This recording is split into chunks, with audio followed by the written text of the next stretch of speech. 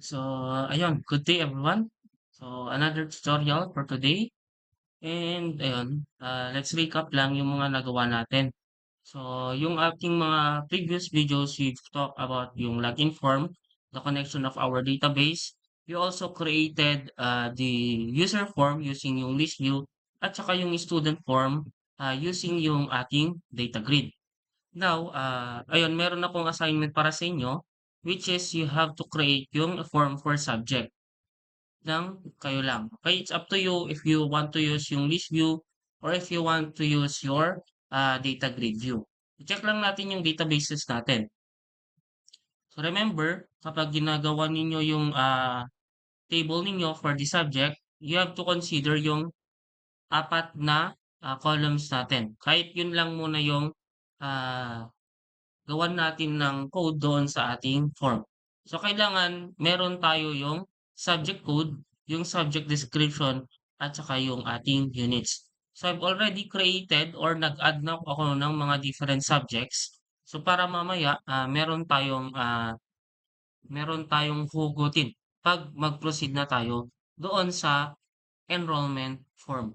Okay? So, do not forget also yung subject ID natin for our primary key. Okay? I also added in our database dito sa ating TBL students, nag-add na ako ng at least 5 na records. So, we have, ayun, Mail, Darwin, Daryl, Melvin, April, Noreen. So, yung goal natin is you have to enroll itong mga students na to, yung mga nag-register na students sa mga subjects na in-add natin doon sa table natin. Okay?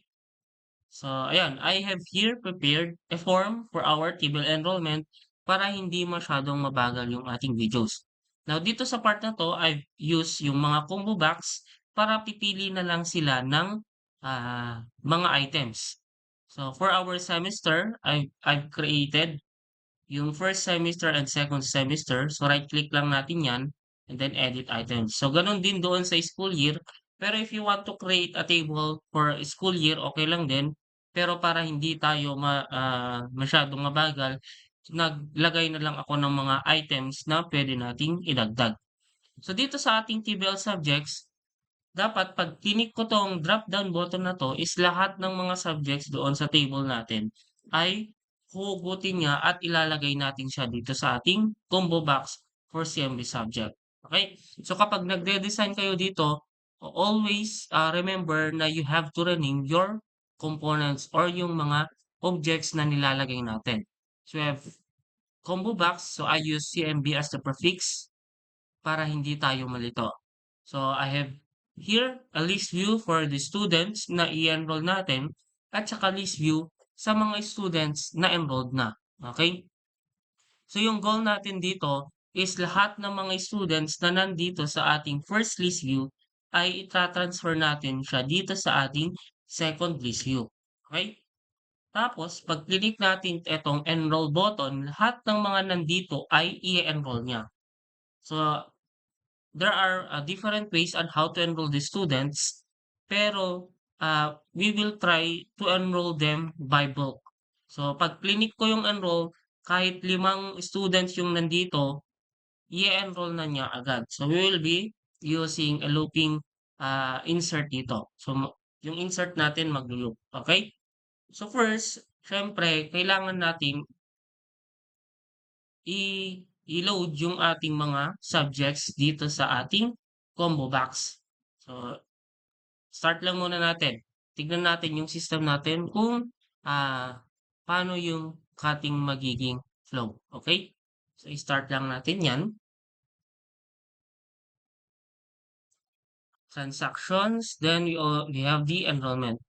Now, notice dito sa ating group box 1, naka-enabled false yung aking mga list view at saka yung button na enroll. Kasi nga, kailangan muna nating ma-fill upan itong mga combo boxes dito before mag-e-enable itong mga list view. Okay? So, yun yung goal natin. We have to trap muna. Baka kasi meron tayong makaligtaan dito and meron siyang in-enroll. Hindi mo na alam kung anong semester, school year, or subject. So, first is Ayan. Kailangan muna nating i-trap yung user natin na fill upan niya muna lahat itong mga combo boxes natin. Okay? So, ayan. I-load ko muna yung mga students, ay, yung mga subjects dito sa ating combo box or CMB students. So, to do that, of course, double click lang natin yung form. Kasi we want na every time na maglo-load yung form natin, ina-execute na niya agad yung ating code. Okay? So, mag-create lang tayo ng sub-procedure dito. Sub.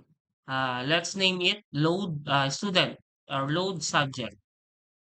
And then, ayun, dito na tayo mag-query. So, before natin siya i-load, again, we have to delete yung mga laman ng ating list view. So, yung pangalan ng ating list view 1 is LB list students. Kasi students yung laman ng ating list view. That items that clear. So this code is to clear all items of list view 1. Okay? So naglagay na lang ako ng comment para hindi tayo malito later on pag kinokopya natin yung code. And then dito na tayo magque-query ng ating code. Okay, select asterisk. So we want lahat ng mga subjects ay nandun sa ating okay. So hindi pala list view yung i-clear natin yung combo box pala. CMB subject that items to clear all items of CMB subject. Okay? Select I asterisk from, so anong pangalan ng table natin for subjects? TBL subjects. Again always remember kung ano yung mga pinangalan natin na mga field names. Kasi baka yung TBL subject ko na pangalan ay merong S or walang S. So it's up to you kung ano yung mga ginamit niyo. Okay? So, select asterisk from TBL subjects.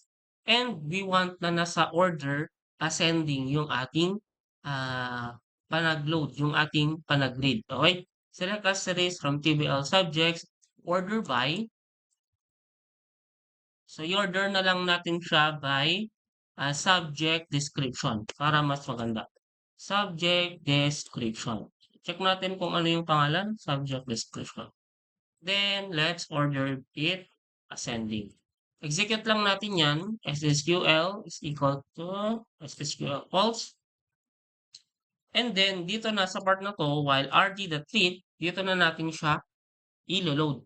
So, while rd.read, habang meron akong nababasa, ay dadagdagan ko yung item doon sa combo box.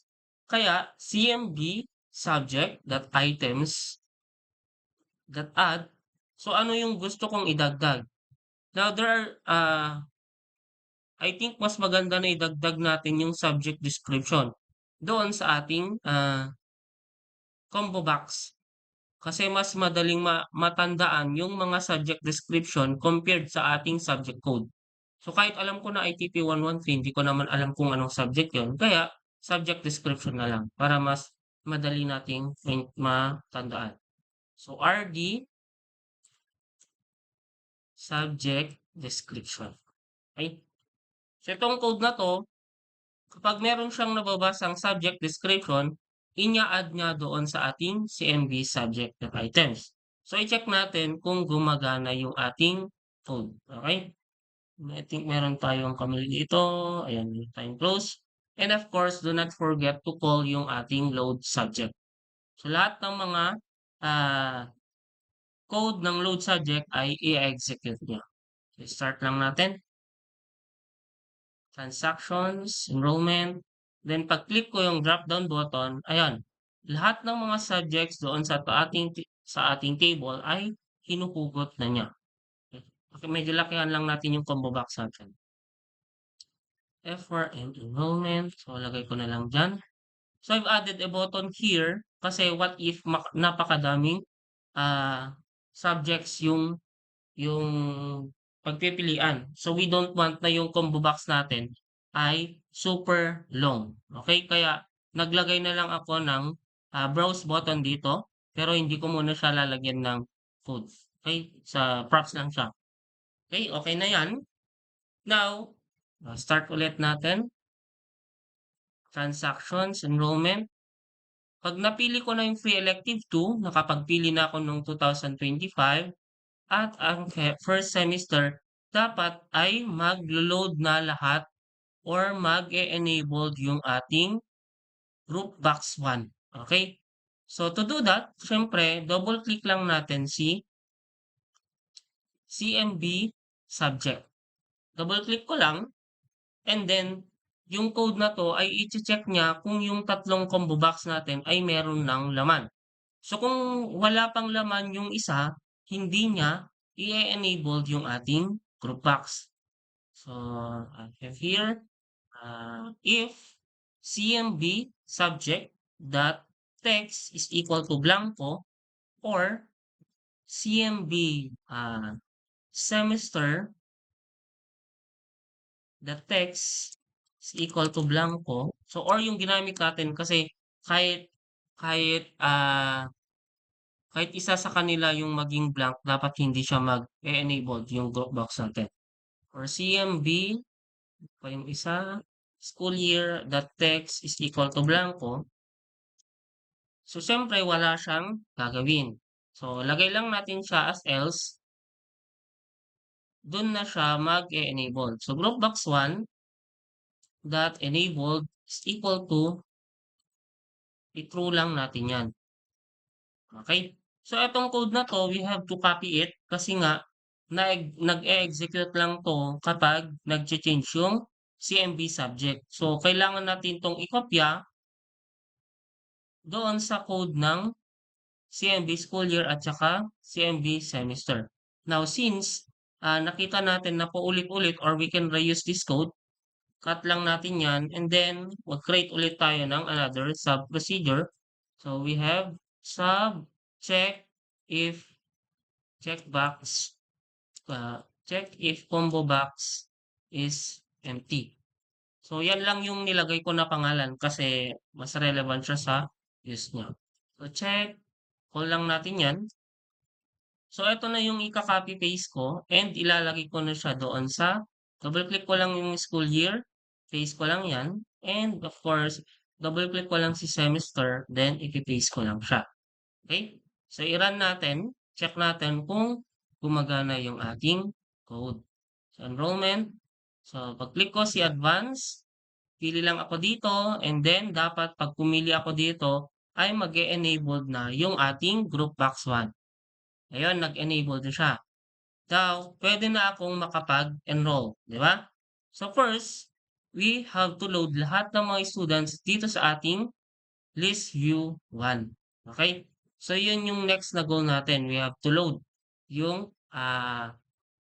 students natin sa list view 1. Okay. Punta lang tayo doon sa ating after ng group box 1.enabled is equal to true, kailangan na nating mag-read. So parang load subject lang din siya, pero list view lang yung lalagyan natin ng laman. Okay? So again, CMB or LV list students.items.clear. So clear muna natin yan. Then SSQL is equal to select. So I want to select all students. Select asterisk from TBL students. Check natin yung pangalan ng table natin. Yon, TBL students. And full name. So you want to sort it by full name. Order by full name ascending. Okay, execute lang natin yan. SSQL, then post. So again, while rd.read, so with LV list, student.items.add. So ano yung gusto kong i-add? Yung full name. Kahit yung full name lang. User ID muna or yung stud ID. Kasi dalawang column yung nandun sa ating list view. Comma, 0, dot sub-items dot add rd full name. Okay? So I think okay na to. Naglo-load na siya doon sa ating student. Now, itong code na to, baka kailangan na i-reuse natin later on. So, ikakat ko na lang yan and gagawa ko ng sub-procedures. Sub-load students. Then ipe-paste ko lang 'yan, yung ilalagay ko dito ay load students. Okay.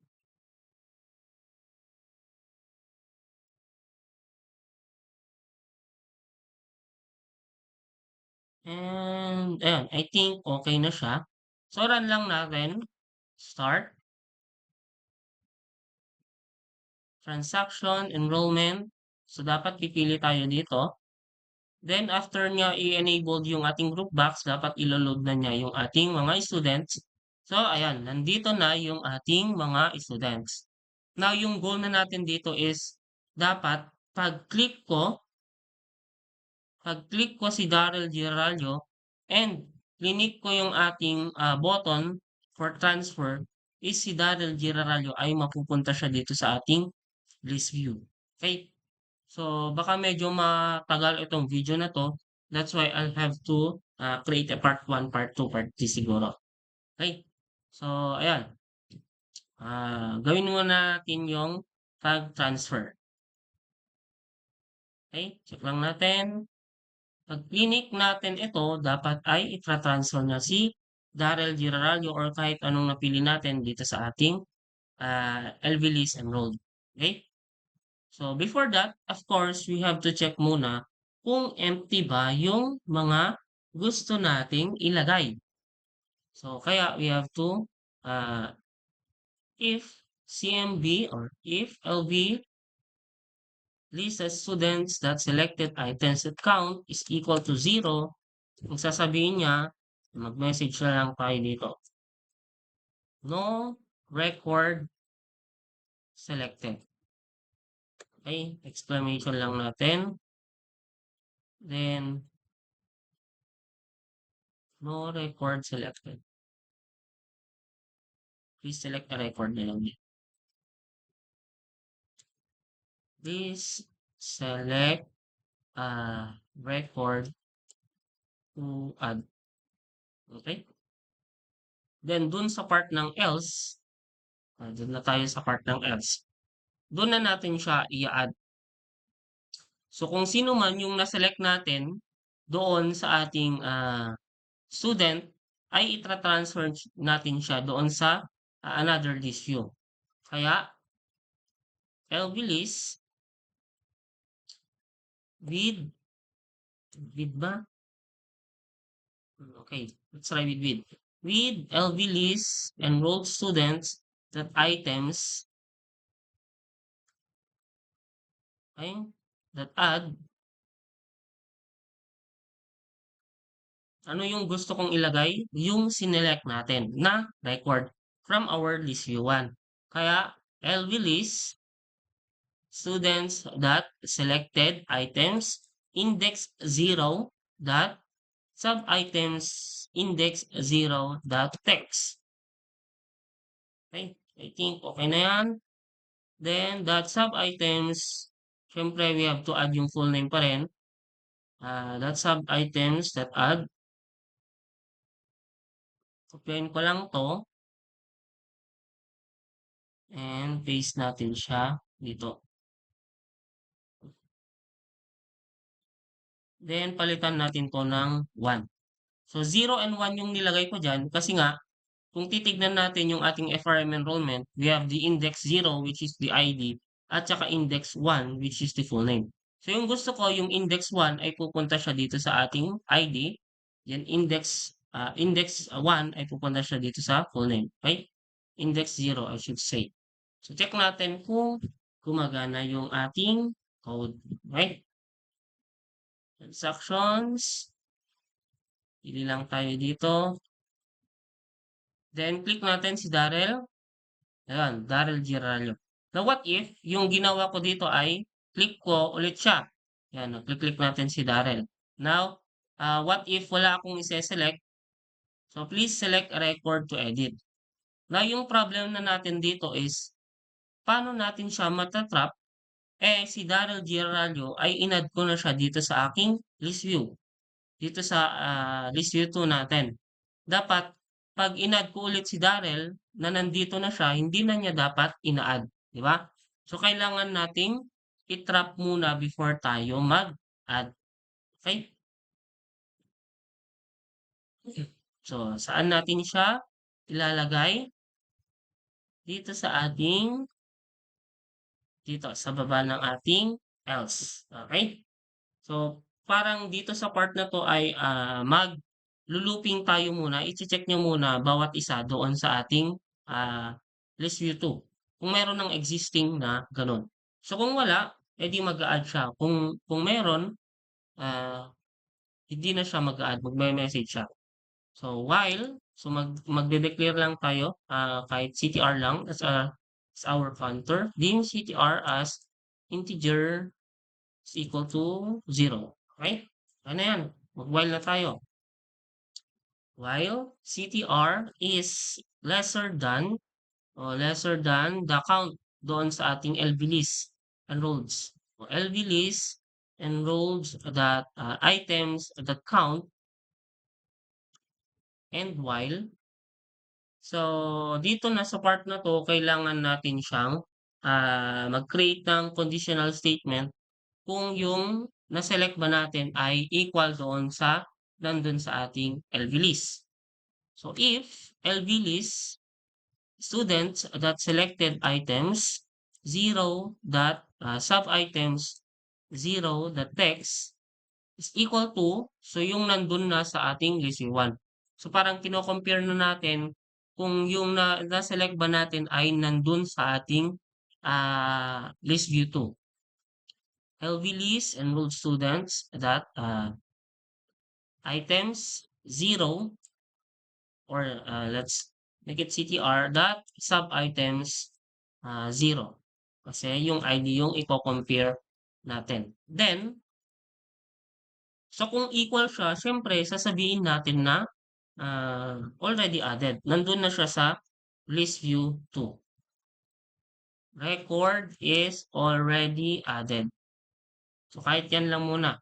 And then we have to exit sub, or we have to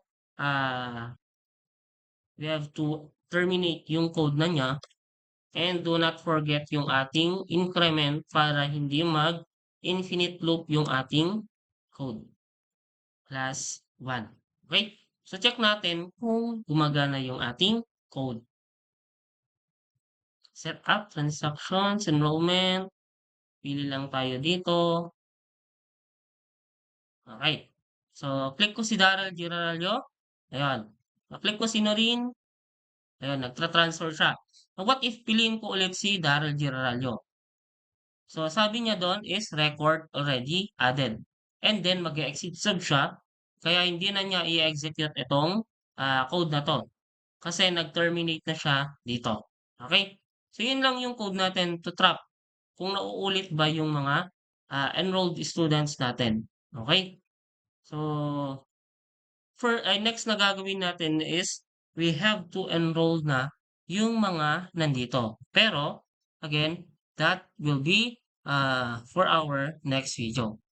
So, yung first na gagawin ninyo dito is you have to create yung subjects muna natin. Siyempre, wala tayong ilalagay dito kung hindi nyo na-create yung subject form natin. And then, after that, mag-design na kayo. So, kahit ganito yung design ninyo, pero make it colorful, make it uniform doon sa design na ninyo sa mga previous form ninyo. Okay? And then, ayan, mag-add na kayo ng mga students, add ng subjects, add din kayo ng mga school years para madaming pagpipilihan. At saka, syempre, i-add nyo na yung code na ginawa natin ngayon. So, kung i-add ko si Melvin Barcena, na-add siya. Si Ma'am April, na-add.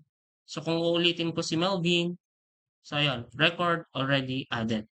Then, next na gagawin na lang natin is to enroll. Itong enroll na to, lahat ng mga nandito ay may enroll. Okay? So, yun lang muna for these videos, and I do hope na meron kayong natutunan. Okay?